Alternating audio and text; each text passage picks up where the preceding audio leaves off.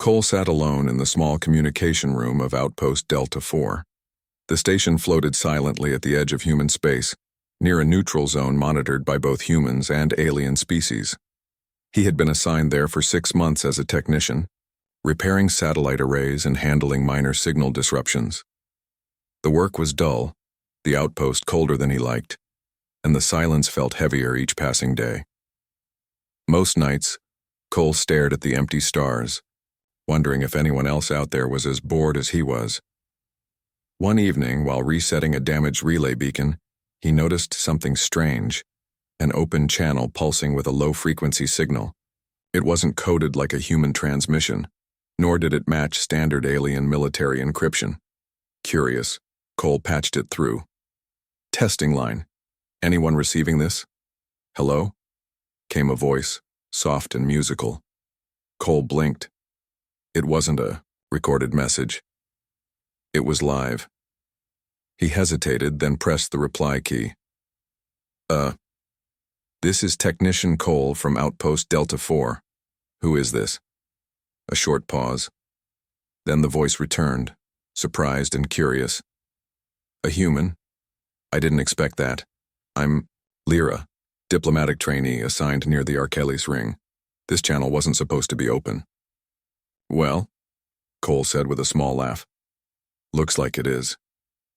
Lyra chuckled softly. Well then, human Cole, shall we pretend we're allowed to talk? Cole leaned back in his chair. There were no alarms, no warnings, just a warm voice in the middle of a cold night. Why not? And so it began. Over the next few days, Cole returned to the same terminal every evening. Sometimes the signal was weak and sometimes it was clear. But Lyra was always there, on the other end of the line. They talked about small things first. How food worked differently in space.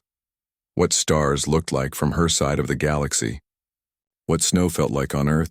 She was an alien, but not so different. Her words were kind and her humor caught him off guard. Lyra didn't use complicated language or act proud, like some alien officials he'd heard about. She was simple, honest, easy to talk to. Cole shared a story about breaking his first satellite dish when he was a kid. Lyra laughed, really laughed, not the polite kind. You humans are always falling, she joked. Well, we don't have 4 legs or balancing tails, Cole replied. She made a thoughtful sound. That's true. Maybe that's why you learned to get up faster than anyone else. Cole smiled. Maybe. They talked for hours. Some nights the sun rose before either of them noticed the time. Cole began to skip his regular breaks just to have more time to speak with her. She never complained. She was always there. One night, Lyra asked, "Don't you get tired of being alone on that outpost?" Sometimes, Cole admitted. But lately not so much. There was a pause on her end. Then she said quietly, "Same." The next day, the signal didn't come. Cole waited at the console. He checked the frequency, the relays, the power settings. Nothing worked. The line was silent. He told himself it wasn't a big deal. Maybe she was busy. Maybe her station caught the error and shut it down. Still, he couldn't stop checking. It took 2 days for her voice to return. "Sorry," she said. "The relay was being scanned. I had to shut it off. I missed talking." Cole let out a breath. He didn't know he was holding. Same here. From that moment, their connection grew stronger. Cole started keeping a small list of questions he wanted to ask her. Favorite sound? She liked the whisper of wind through mineral trees. Favorite color? Pale silver with a blue glow. Favorite Earth music?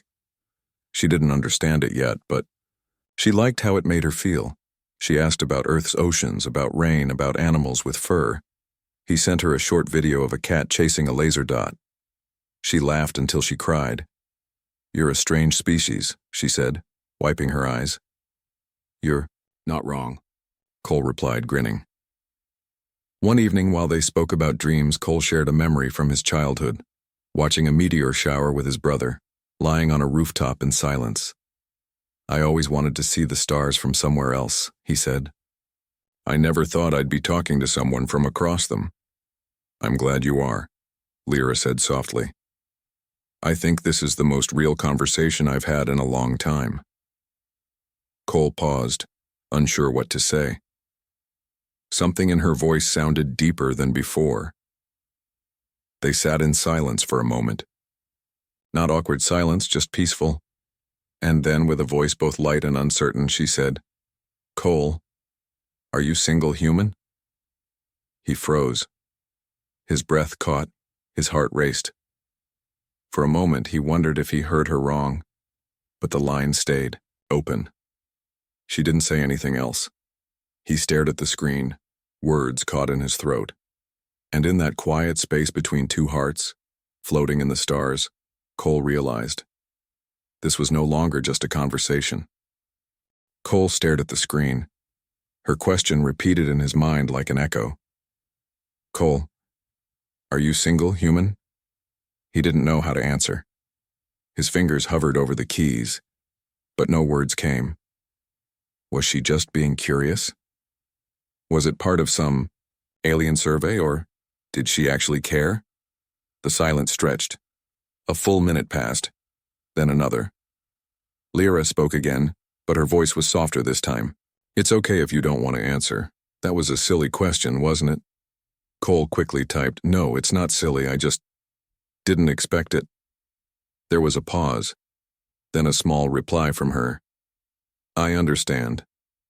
But the energy in her voice was different now, not angry, not sad, just distant.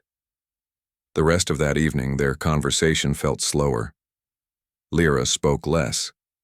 Cole tried to bring back the fun topics, earth animals, space riddles, favorite snacks, but her answers were short. She laughed politely, not like before. The easy comfort between them had changed. When the signal finally ended for the night, Cole sat alone in the dim room, replaying the chat in his head. Why couldn't he just say yes? He was single. Completely. No family waiting. No partner. Just a man on a quiet station, floating between stars. But somehow saying yes felt too simple for something that wasn't simple at all, because the truth was, this wasn't just talking anymore. The next day, Cole didn't connect at the usual time. He kept staring at the blinking light that marked her signal. Still open, still waiting. He wanted to talk but didn't know what to say. He even started typing a message 5 times and deleted it each time. By the 4th day, he knew he had to try. He connected. The line buzzed softly. Then her voice came through. Hello, Cole. She didn't sound surprised. Maybe she had been expecting him. Lyra, he said, voice careful.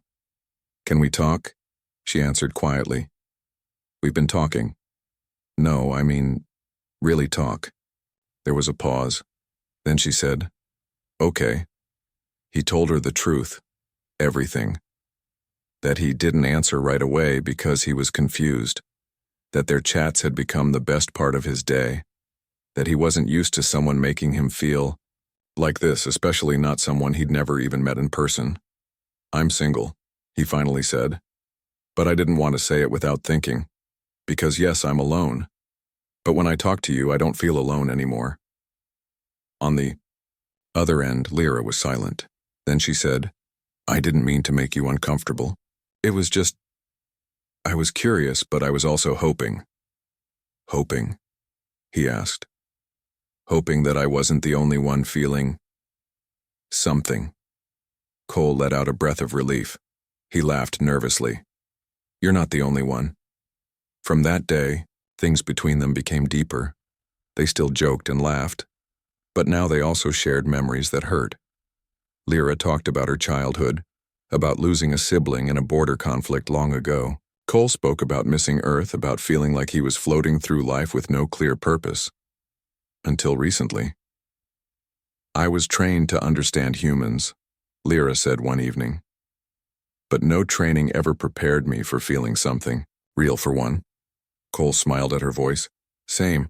I've worked on alien tech for years, but I never thought I'd understand one like this. Understand? She teased. You barely get my jokes. I'm learning, he replied. She laughed again, this time like before. As days passed, their bond became a quiet promise. Cole started marking their chat times in his system. Lyra began bringing questions from her culture, romantic customs, stories, songs. She once described an alien festival of trust, where two beings would share silence together to show their comfort with each other. Would you do that with me? She asked softly. Cole looked around at his empty station. I already do, but it wasn't perfect. One evening, just as they were laughing about a shared joke, the signal suddenly cut. Cole checked his systems. Nothing was broken. He tried reconnecting. No response. An hour passed. 2. Nothing. The next day was the same. No Lyra. The room felt colder than usual. Cole ate alone, worked alone, waited alone. By the third day, he started to think maybe her superiors had discovered their private chats. Maybe she was being punished, or worse, maybe she had been sent somewhere else. His chest felt heavy. He didn't know how serious things really were between them, but he knew one thing clearly now. He missed her. Finally, on the 4th day, her signal returned. I'm sorry, she said, before he could even ask. Our systems were updated.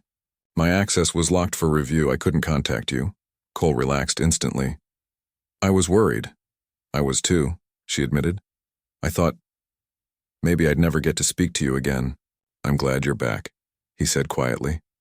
Lyra paused, then added, I don't want to disappear from your world, Cole. Not now. You won't, he promised.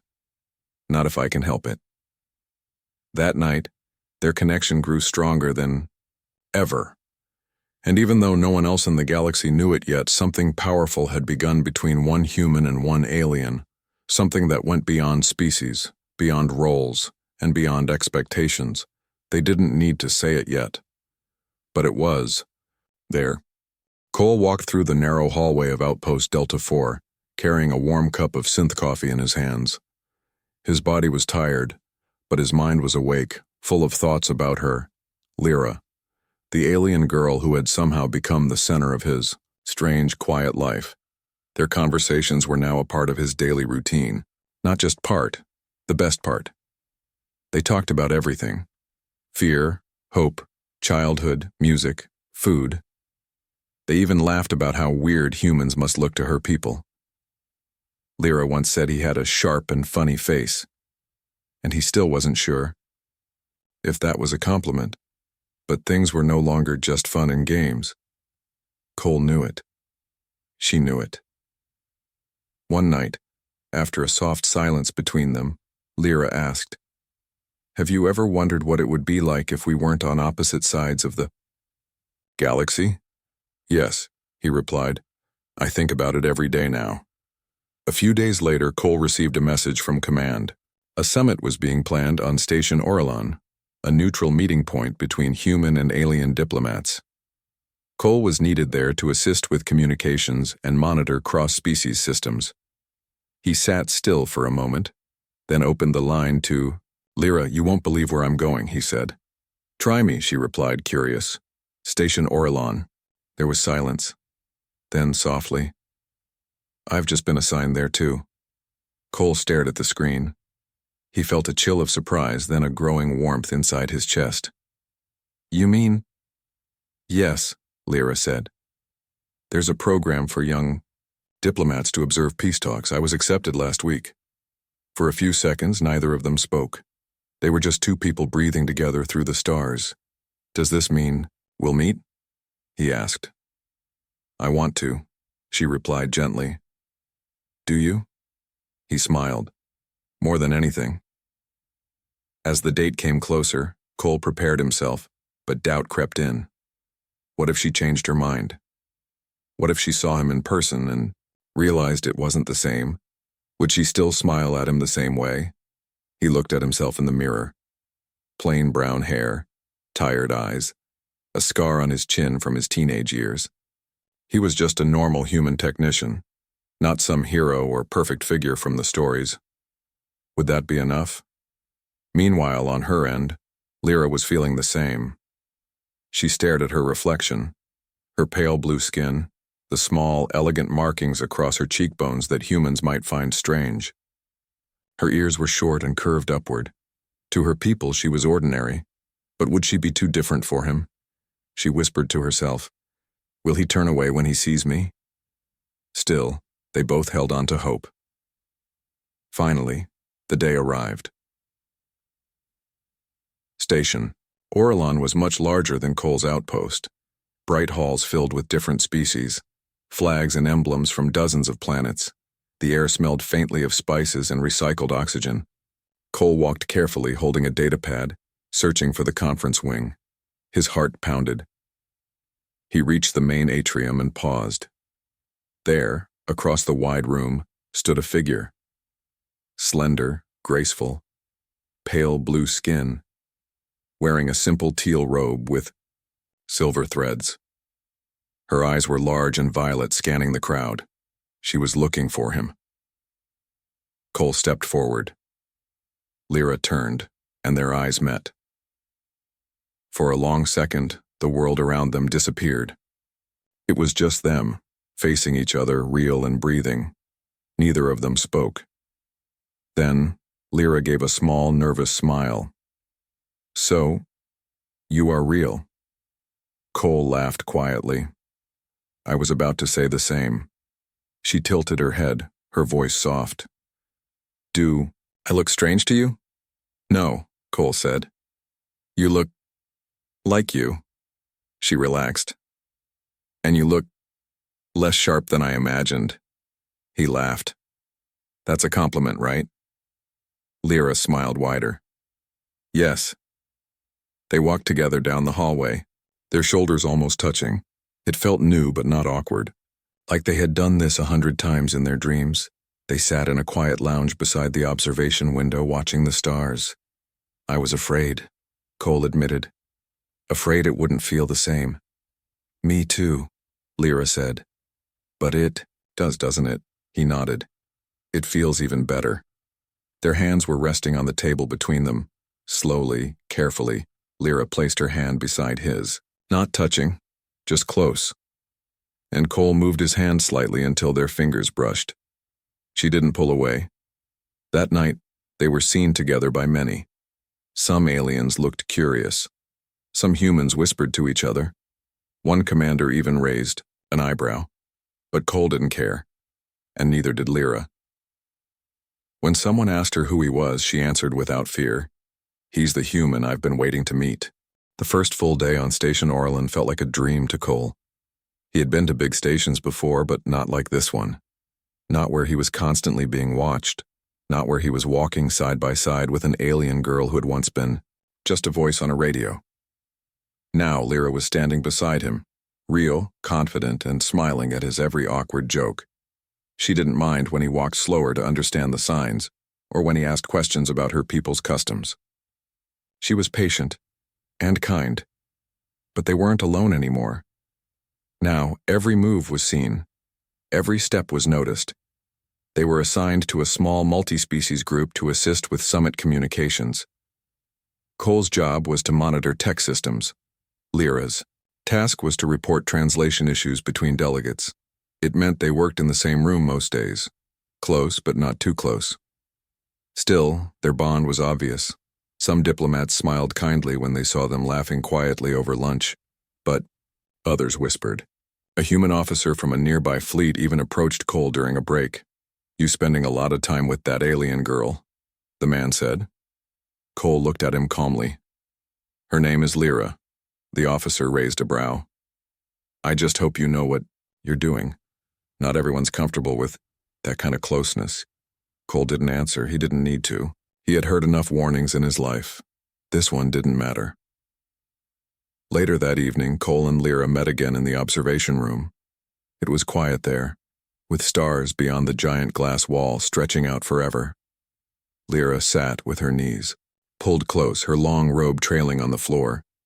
Cole joined her, sitting beside her in silence. For a few minutes, neither of them spoke.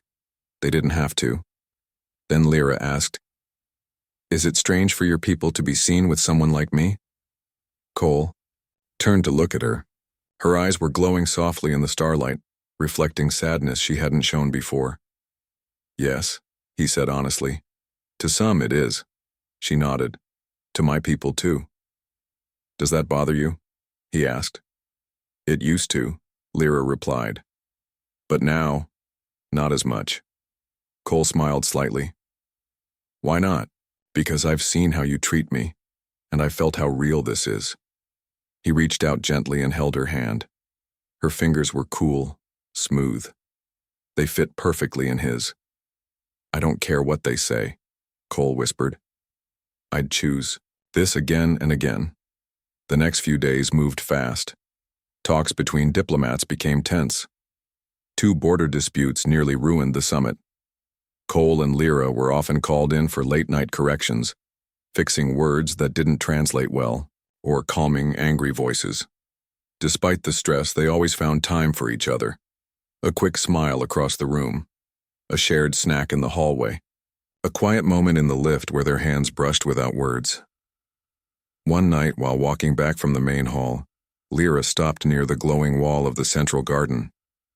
Do you think this can last? She asked. Cole looked at her surprised.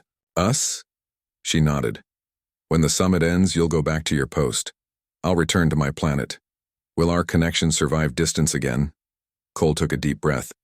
He had asked himself the same question many times. I don't know, he admitted, but I want to try. I don't want this to be just a memory. Lyra looked down at the soft grass beneath her feet. I want to try too, but maybe there's another way. He tilted his head. What do you mean? There's a program, she explained.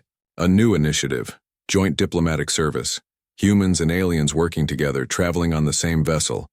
One of the first missions is forming soon. They're looking for volunteers. Cole's heart skipped. You're thinking about joining it? She nodded. If you do too. He didn't even hesitate. I'm in. The next day they submitted their names. Some people were surprised, others weren't. A few officers raised concerns, but no rule was broken. As long as both passed the background checks and agreed to the terms, they could serve. Lyra's mentor called her aside. Are you sure about this? The elder alien woman asked.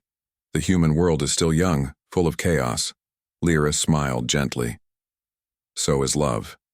The mentor didn't argue further. On their last evening on Station Orlon, Cole and Lyra returned to the observation room one final time. The stars were quiet tonight, peaceful. Cole brought a small device and placed it on the glass. It was a printed plaque, just a small message. Their first words, "This is Technician Cole from Outpost Delta 4. Who is this?" And beneath it, in Lyra's language, "A human? I didn't expect that." She touched the plaque softly, smiling.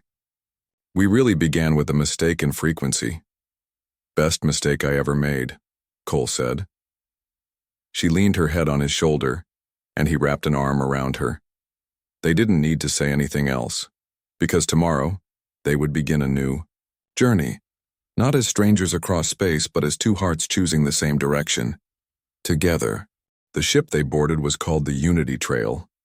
It wasn't large or famous, but it was special. This was one of the first vessels to carry both human and alien crew on a peaceful mission, meant to visit different colonies, help with translation, problems, and build trust between species. Cole stood by the window watching the docking bay of Station Orlon disappear behind them. His fingers felt nervous, even though he had been on ships before. This time was different. This time he wasn't just starting a mission. He was starting a life beside someone who had once only been a voice in the dark. Lyra stepped beside him, dressed in a soft green robe that shimmered under the ship's lights. Her expression was calm, but her fingers curled gently around his hand. "We're really doing this," she whispered. Cole nodded. "And I wouldn't want to do it with anyone else." The Unity Trail was peaceful. Most of the crew were friendly and curious. A few looked unsure when they saw Cole and Lyra together, but no one said anything. Over time, even those who seemed distant began to warm up. Lyra worked in the language and cultural exchange section. She helped humans and aliens understand each other better, teaching greetings, solving misunderstandings, and helping avoid small insults caused by different customs. Cole worked with the ship's communication systems, maintaining long-range signals and adjusting frequency bands. He often teased that if she hadn't made that frequency mistake, they never would have met. "Maybe the stars helped us," she'd say, smiling. One day, after weeks of smooth sailing, the ship arrived at a small colony called Torrens Moon. The colony was new and had a mix of species living together. There had been small problems, arguments, confusion over food and space, even fear between neighbors. The captain asked Cole and Lyra to assist with the local talks. This was their first test as a pair. At first, it wasn't easy. Some colonists were afraid to trust someone different. An alien merchant refused to trade with a human farmer. A human child refused to attend a class because her alien teacher looked too scary. Cole and Lyra didn't rush. They listened. They spoke calmly. They told stories. And slowly, people began to listen back. Cole showed the farmer how to use alien tools that could help grow crops in poor soil. Lyra visited the classroom and showed the children how to sing a song in both languages. By the end of the week, the colony had changed. Not completely, but enough. The captain praised their teamwork. "You two are stronger together," he said, "like two sides of the same coin." One evening, after returning to the Unity Trail, Lyra and Cole sat on the observation deck. The stars looked closer than ever. "Do you ever wonder how this happened?" Lyra asked. "All of it?" "All the time," Cole replied. "We were never supposed to meet, but we did, through a broken signal." Lyra leaned on his shoulder. "Maybe our worlds weren't ready, but we were." He looked at her and smiled. "I think the universe wanted us to find each other," she chuckled. "You humans always say romantic things. Only when we mean them," he said softly. The days passed and their bond only grew. They started learning more about each other's languages. They began cooking together in the shared kitchen, sometimes mixing strange ingredients that made everyone else nervous. Cole once made a spicy human dish that nearly made Lyra cry from heat. In return, she gave him a glowing fruit that numbed his tongue for an hour. "We're learning," she teased. "Slowly," he replied, trying to speak with a numb mouth. Eventually, a message came from Central Command. Cole and Lyra were officially invited to be part of the first interspecies ambassador team. They were no longer just part of an experiment. They were proof that peace could grow from something as small as a chat across the stars. That evening, they returned to the ship's observation window. It had become their quiet place. Cole took something from his pocket. It was a small metal tag. On it were engraved the words, "Are you single human?" Lyra gasped softly. "You remembered?" "I could never forget," he said. "That question changed my life." She smiled. "And your silence nearly broke my heart." They both laughed. Then gently Cole held her hand and said, "We've come far, Lyra, and I want to keep going, with you." She nodded. "Always."